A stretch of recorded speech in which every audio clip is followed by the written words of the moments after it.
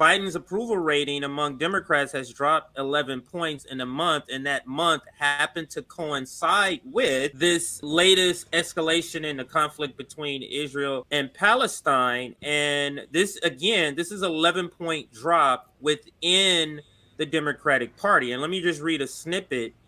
A new Gallup poll shows a double-digit drop in President Joe Biden's job approval rating within his own party in the aftermath of the October 7th Hamas terrorist attack in Israel. The poll was conducted between October 2nd and October 23rd, with Democrats giving Biden a score of 75% approval in his job performance, down 11 percentage points from 86 in September. Now, I'll move away from the article. Now, a president with a 37% approval rating within his own party has, in my opinion, no chance of winning the presidency. 37 is overall. He's a 75 within the party.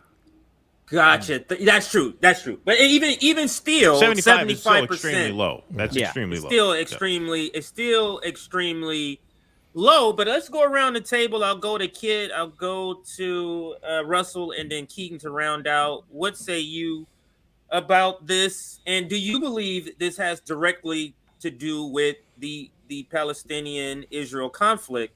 So I'll set that as the question that everybody answers. Let's start with Kid.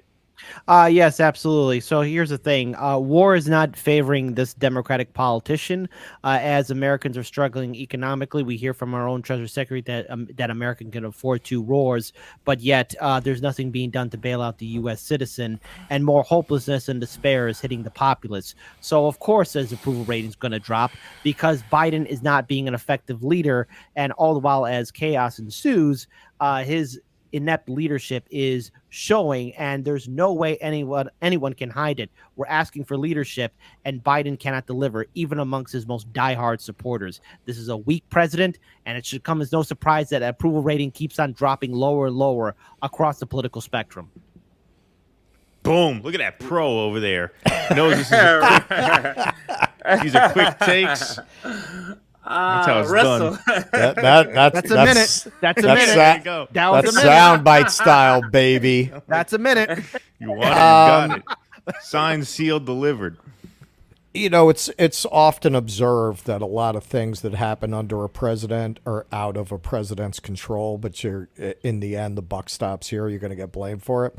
Now, Biden's a shitty president, but he didn't bring the country to a place of where the wheels are coming off. It was already there when he became president. It's just the policies that he has had have been a continuation of the kinds of policies that got us to a place where the country is coming apart. So I think he's not entirely to blame, actually. I think he's partly to blame. I think he hasn't done anything to make it better, but he didn't create the state of the country. He inherited it. But at the end of the day, look, they're going to look at the president. They're going to see exploding mortgage rates.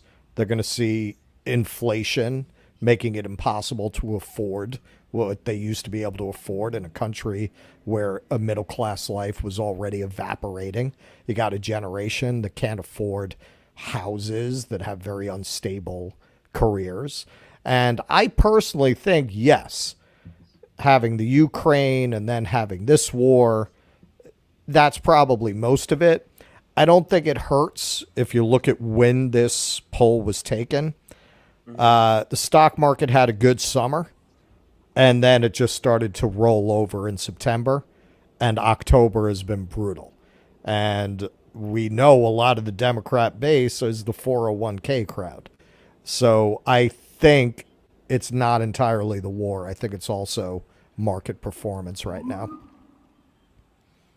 Awesome. And that was my unprofessional lengthy take. Oh no, I'm sorry. And not Kid. I know we are clipping this separately, so I'll just say for the sake of the YouTube clip that I just came back from a Free Palestine rally, and I can tell you from being there, this Israel-Palestine issue is a killer for him with his base. It is an absolute killer. There were about 400 people at this rally. I guarantee you, not a single one of them is going to vote for him next year. Not one. I could swear on that. They were chanting "fuck Joe Biden." I mean, they are furious at him to the point where they are not going to be there for him. I can guarantee you that. And look, I don't pick on people for their personal health choices, but we are standing right near the river, outside in 20-mile-an-hour winds, and a good 10% of the crowd had masks on, which means that's a Democrat crowd. Okay. Yeah. Yeah. And so, if they're chanting "fuck Joe Biden" through their masks, standing near a river, Wow, and that is a outside, sight. that means he's not. That means he has hurt himself badly with the Democrat base, and so yeah, that's what explains this. God damn. Wow, the only thing worse than having that, I don't know, like kente cloth. I don't know what else they could have. And kneeling. I'm just trying to And think kneeling. something worse. But our Kente cloth patterned masks. Like I said, I'm not saying it to pick on him. I'm just saying you could tell it's a Democrat crowd, right? Right. I'll just read this to close. This is Max Blumenthal with the same topic. And he says Joe Biden's approval rating amongst Democrats has dropped by 11 points since he gave the green light to Israel's rampage against Gaza and blocked a succession of ceasefire resolutions, bringing him to his lowest point yet.